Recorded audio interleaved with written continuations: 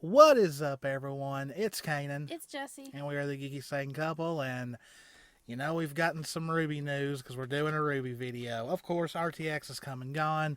If you've not watched it, we did an entire discussion about the panel plus some reactions to it. So please go and check that out. It's almost at 500 views, I believe, which is really good for our videos.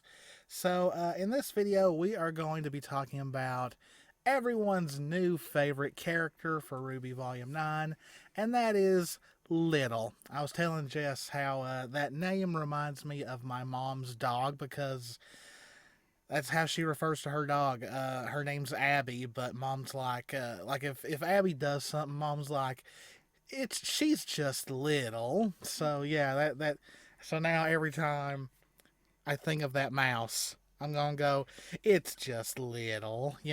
Uh, so yeah, if you watched our reaction to Little was very, very positive. I really do think that Little has taken Zwei's place as my favorite non-human character in RWBY. It's just everything was precious about the way that some lines were delivered, especially the exactly like you. I thought that was so cute. Um, so, yes, we are going to be talking about what could possibly be Little's role in RWBY Volume 9. Now, I'm going to look up right now who everyone has told me is the voice talent behind Little. And because I'm awful with names, unless I, am a huge, huge fan of the person, the voice talent. I do know it's a My Hero character, and sadly, I do not watch My Hero Academia, so I don't know them word for word. So let's pull this up right now. Okay, let's see. I am so awful with names. Okay, it'll take me forever to look that up. Just know that apparently it is a voice actress from My Hero Academia. Maybe once we figure it out, maybe Jess will have something pop up or something like that. I do know who it is. Um, so that's pretty cool that they've gotten someone that well known to voice a character. So when you're talking about animal companions in stories, it's kind of it's a trope that has been used since the beginning of time, really. I mean, there's plenty of stories where the main character has an animal companion, whether it be a dog, a cat, a bird, a monkey. There's always been just that kind of thing, and usually it is just there to be the faithful companion, the one that'll be there for you no matter what. You may have human allies who will turn their back on you, but that companion usually never will. It's one dogs are not the only example, but that's one of the best well known. Man's best friend. A dog will be your friend even if nobody else will be. A dog will love you unconditionally most of the time. Um, where cats will love you as long as you feed them. Uh, It depends on the cat. yeah, Alfie's very loving no matter what. He does nip at my feet when I'm not paying attention to him, so that stinks. But other than that, it depends on the animal, but it depends on how the animal is wanting. A great example, Abu from Aladdin. That is Aladdin's, trusted companion. Now, with Little, we've already learned something very interesting. For one, there's no humans in this world because Little has no idea what RWBY is. So we've already got a kind of a theme here. Also, Little didn't know what a girl was, so we've already got a thing where gender is possibly not a thing in this world. Um, and with new RWBY volumes, it's always exciting to see all the different theories going around. And boy, have we seen tons of theories before each volume. Volume 6, I personally, despite what was shown in the intro, I personally did not think we would get the Bumblebee versus Atom fight. Jess did. I just didn't see where they were going to fit it in, but boy, they did. Volume 7, everybody wanted an Atlas ball. Sadly, we didn't exactly get that. We got an Atlas dinner party. I guess, that was the closest we got, but, it still didn't happen. Then, of course, a theory that me and Jess were definitely involved in for Volume 8 was when Erin let it be known that she had to scream during one of her recordings, and it went from, does Blake get hurt?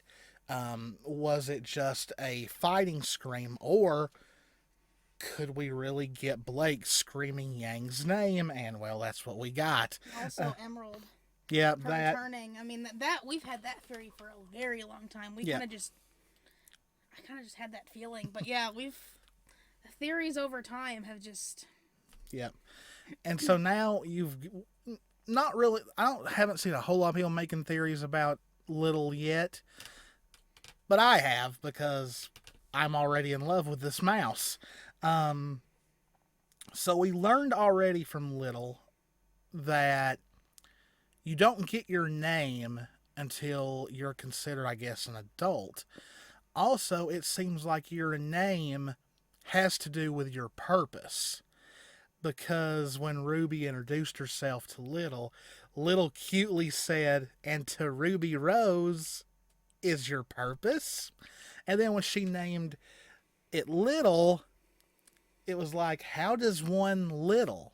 So in this world, your name has, it's kind of like, I guess, if you're a blacksmith, your name, you go by Smithy or something like that. Or like, just a random movie, Willy's Wonderland, that I still think is one of the most entertaining movies in the world. Nicolas Cage, he was just referred to as the janitor, because that's what his role, he had to clean the place up if he wanted to get his car fixed without having to pay a lot of money. So it's kind of like that, I guess, and that I guess if you're the lead forager, your name is Forager, stuff like that. I'm guessing, just guessing here, because that is what it sounds like. Now, looking at clips from the trailer, it's already clear that Little and RWBY are going to bond during the course of the volume, because we've got scenes where, Little trusts RWBY enough to fall asleep in her hood, and also there is a scene of Little putting its paw on RWBY's cheek in a way that looks like that it's trying to comfort her. So I'm already worried something's going to happen to Little, because that's how RWBY has made all of us. We always worry about the worst happening. I hope not. That Cheshire Cat really worries me. I wonder if, because I'm not as familiar with the original tale of Alice in Wonderland. I'm mostly just familiar with the Disney version. So I know the Cheshire Cat as kind of a trickster in a way, but is also helpful to Alice in some way. It's like in Kingdom Hearts. In the Alice in Wonderland world, the Cheshire Cat would speak in riddles, but he was trying to push Sora, Donald, and Goofy in the right direction. I don't know. Do you know of any versions where the Cheshire Cat is more of a villain than... Not that I can really remember. So we don't know if this Cheshire Cat is going to be bad. Like, is it an enemy to Little? Because we already know that even in this world, cats and mice do not get along. And that even goes to, what is Little's relationship going to be with the rest of Team RWBY? is Weiss going to be the stereotypical ew, or is she going to react to Little like she did to Zwei? Oh, how adorable. And of course, there are some who want Weiss to be jealous of Little. How could you be jealous of that poor little mouse? Yang, I think, will be, oh, it's, how cute and stuff like that. Little's going to be scared to death of Blake, I think. And the fan art has been funny of Blake trying to eat Little, but I don't think Blake's going to eat her. I don't think she's going to do that. I don't think she's going to eat a mouse alive. I don't think she'd have the heart to do that. I mean, yeah. As much as her and Zwei didn't see eye to eye, I just don't think she's going to... She would never... I don't think she'd actually ever do anything. But if she does comment that Little looks tasty, I'll laugh. I'll think it's funny. But I don't think that's going to happen. I could see Blake trying to spend the time trying to convince Little that she's not going to hurt her. Yeah. So it's really, we know nothing right now, and there's not much to go by on the trailers, but it could be where Little could be a guide around this island, this world. I kind of want Little to come to the real world with them, but I'm worried that they would lose their ability to talk. Hopefully it's nothing bad like Little sacrifices themselves so RWBY and the others can get back home. I hope it's nothing like that. Please. It's just a little mouse. Please don't. But I could see Little being the animal guide, maybe, to show them where to go, where this is, where's that location. Oh, be careful if you go there, because there's something there that can eat you, or can trick you, because we've already learned some things about this island. It has some magic going on with it, with RWBY going in circles pretty much. The one thing, I think the only other thing I can think of as a movie that's got some type of guide is Ice Age, where they go into the underground, into that tropical like thing. Mm-hmm. I cannot remember the name of that one. I like that one, but the one little pirate looking guy, I don't remember. He guides it's been forever them since through I've and seen tells Ice them not Age. to go certain directions, not to go this way. It's kind of the same thing. I kind of think Little would take on that role. Or maybe Little turns out to be an evil little thing like Smeagol from Lord of the Rings, because Smeagol was a guide too. But I don't RWBY, think well, RWBY and the others don't have anything Little would want from them, like, Gollum, Smeagol wanted the ring. But also there's other things we don't, like, because, going back to what I was talking about, the island having some kind of magical enchantment to it with RWBY going in circles. Plus, when RWBY, I don't think RWBY did, I refuse to think that it's a coincidence that right when RWBY starts to cry, it started raining on the island. So I'm kind of hoping that it's true that the island or the environment will react to your emotions, because that's kind of like how the Grimm are. Grimm react to negative emotions. So maybe this island has some kind of thing where it also reacts to emotions. Because I just really want a big old rainbow to come out of nowhere when Blake and Yang kiss. Well, here's another thing also. When RWBY kept walking and she kept showing up in the same place over and over, it kept happening faster and faster, because the more frustrated she got, the more faster she'd come into that same spot again. So, well, I mean, that could have been just them. Well, I know that, quickening the shot. Because but it would make sense, because that'd still be an emotion. It keeps happening more faster to her. So. Well, also, doesn't that kind of go with the Alice in Wonderland thing, though? Just like the place throwing you off. It's kind of like where you keep thinking you're ending up in the same place. Well, yeah, so. It's kind of like the hedge maze for the Queen of Hearts has. Yeah, and when Alice walks through the forest and she's trying to follow the signs. I told you would. And everything keeps changing. So, Will we have a monster that's pretty much the Jabberwocky? If we do, I'll have to tell a story about that song at some point back when I was in high school. Um, but that's where I think we're going with this. I think Little will be their guide because in the clip, Little talks about their village, and I'm guessing it's a village of mice, or it could be a village of other things.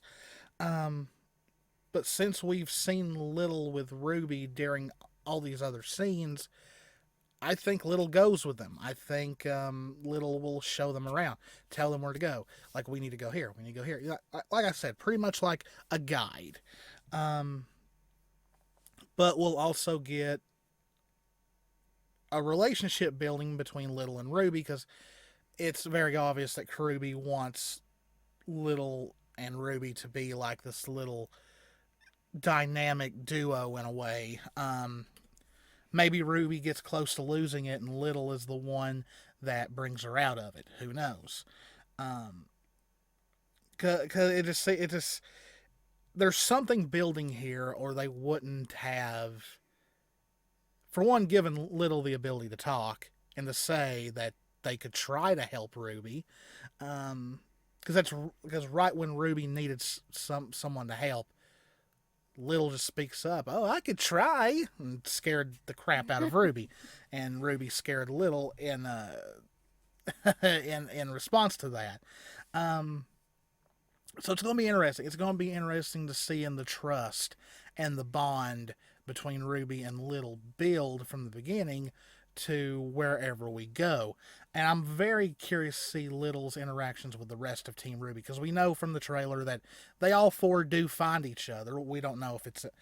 I hope it's not in the first episode. I kind of hope it takes a couple of episodes. but for all we know, like when Ruby takes Little to her village or their village, they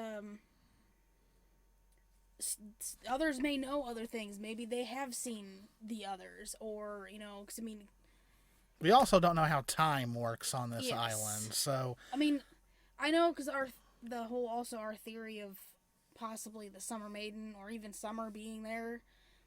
There could be some other animal that has seen a human, but I mean, obviously they don't just freely exist in this world.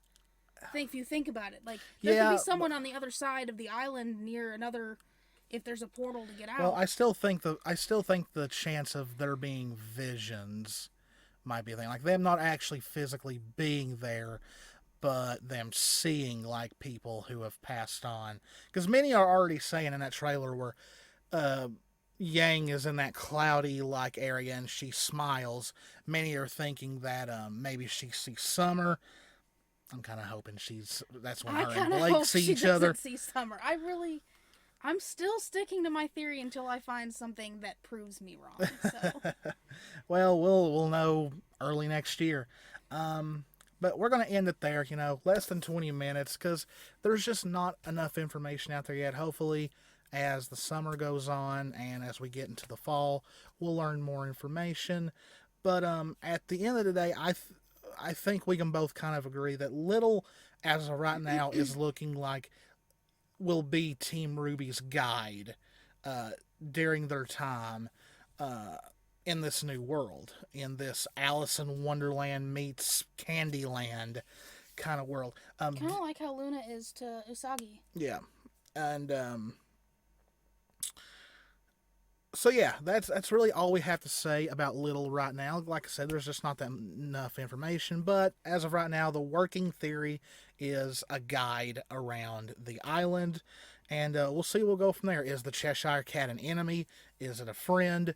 Is it just simply the Cheshire Cat that talks in riddles and tries to point in the right direction? How will the rest of Team RWBY react to Little? I think that'll be very comedic. And also, watching Little and Ruby's bond throughout the season, just because, like I said, Little feels comfortable enough to fall asleep in Ruby's hood, comforts Ruby in that one scene. So yeah, we'll just have to see. As always, guys, this is Kanan. This is Jessie. We love you all very, very much. If you enjoy our content, please hit the subscribe button, hit the notification bell, click that like button, leave us a comment. As always, guys, we love yous, and we will see yous in the next one. Bye. Bye.